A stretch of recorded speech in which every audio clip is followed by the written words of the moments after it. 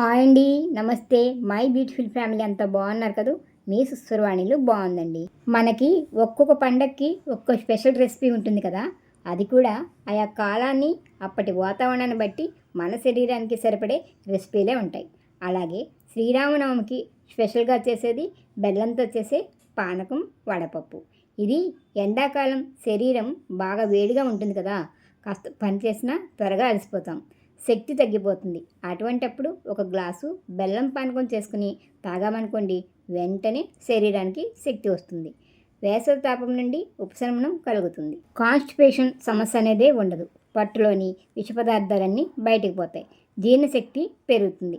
ఈ పానకంలో వేసే యాలకులు, మిరియాల వల్ల అదనపు శక్తి వస్తుంది. ఎసిడిటీ, గ్యాస్ తదితర సమస్యల నుండి దూరంగా ఉంచుతుంది.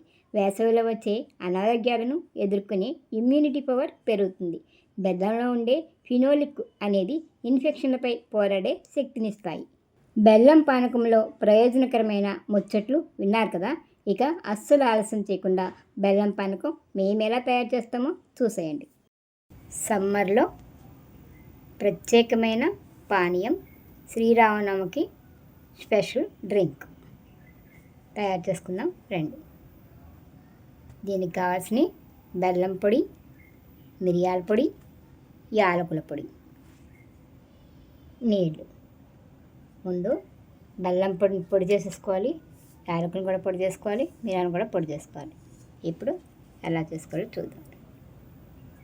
అందరికీ తెలిసిందే, కానీ తాగడం వల్ల ఎన్ని బెనిఫిట్సో ఇప్పుడు తెలుసుకుందాం. ఇంట్లో ఎంతమంది తాగుతారో అన్ని స్పూన్లు బెల్లం వేసుకోండి. సరిపోతే ఇంకా కొంచెం ఎక్కువ వేసుకోవచ్చు. ఇప్పుడు దీనిలో వాటర్ వేసుకుందాం.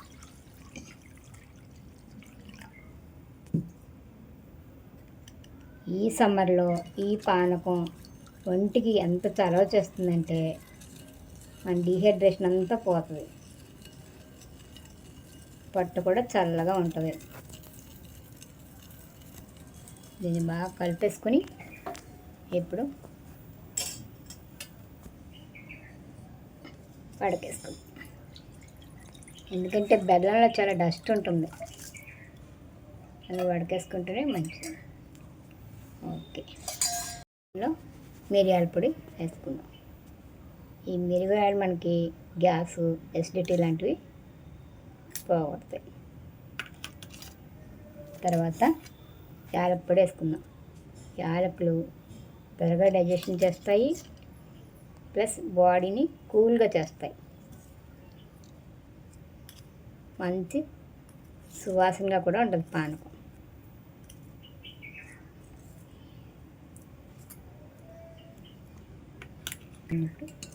కలిపేసుకుందాం.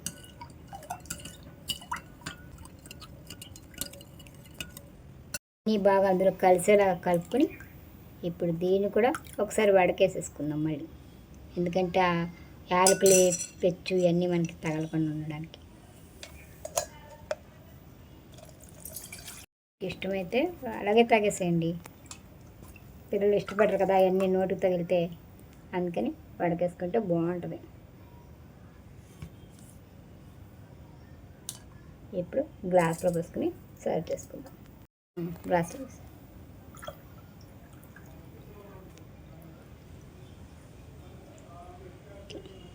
తీయని చక్కటి ఫ్లేవర్తో ఉండే బెల్లం పానకం శ్రీరామనవమి స్పెషల్. వేసవిలో చల్లదనం కోసమని గబగబా తయారు చేసుకుని గటగటా తాగేసి అమ్మయ్య అనుకుంటాం. ఒక గ్లాసు బెల్లం పానకంలో ఎన్ని లాభాలో కదా. అందుకే ఈ ఎనర్జీ డ్రింక్ని ఒక్కరోజే కాకుండా వీలైనప్పుడల్లా తరచూ తాగుతుండాలి. ఈ పానీయంలో వేసేవన్నీ మన వంటింట్లో ఉండేవిగా. మేమైతే ఈ వేసవిలో వారంలో 2 సార్లు ఖచ్చితంగా మధ్యాహ్న సమయాల్లో తాగుతాం. మరి మీరు కామెంట్ పెట్టేయండి. చూసారుగా సమ్మర్ స్పెషల్ డ్రింక్స్లో బెల్లం పానకం గురించి. నెక్స్ట్ వీక్ వేసవి పానీయాల్లో మరొకటి చూపిస్తాను. వీడియో నచ్చితే లైక్ ఇవ్వండి. మన ఛానల్ని సబ్స్క్రైబ్ చేసి పక్కనే ఉన్న బెల్ సింబల్ని క్లిక్ చేయండి.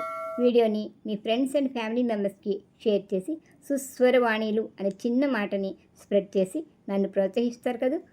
అందరికీ శ్రీరామనవమి శుభాకాంక్షలండి. మరొక వీడియోతో మళ్ళీ కలుసుకుందాం. సెలవు మరి. నమస్తే.